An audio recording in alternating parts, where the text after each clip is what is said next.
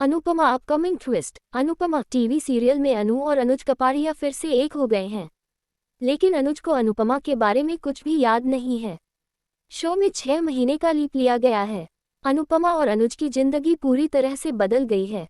अनु ने अब अपने सभी रिश्तेदारों से दूरी बना ली है और वृद्धाश्रम में बुजुर्गों की मदद करने की कोशिश कर रही है। अनुज कपाड़िया की याददाश्त चली गई है। अनुज का मानना है कि उनकी बेटी आद्या अब नहीं रही और उनकी जीने की इच्छा पूरी तरह खत्म हो गई है। अनु को दर्द में देख वापस आए अनुज की याददाश्त। अनु अनुज से मिलती है और उसकी हालत देखकर चौंक जाती है।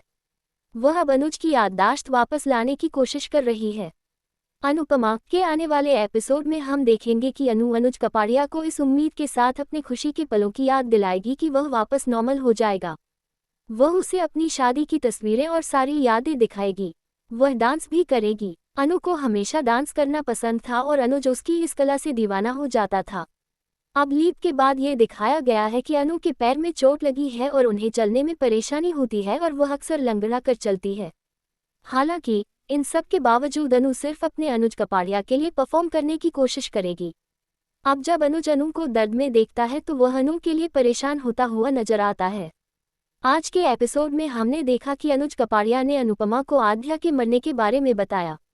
अंकुश और बरखा ने ही उसे बताया था कि आद्या भगवान के पास चली गई है। अनुज ने इस बात पर विश्वास कर लिया और एक मंदिर में बांसुरी बजाने का फैसला किया। कहानी में आए इस ट्विस्ट से अनु के उड़ेंगे होश। इसी तरह अनु और अनुज की मुलाकात हुई, जबकि अनुपमा को विश्वास नहीं है कि आद्या मर गई है।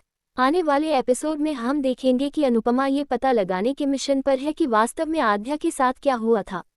क्या बरखा और अंकुश के किरदार अनुपमा में लौटेंगे? ये देखना दिलचस्प होगा।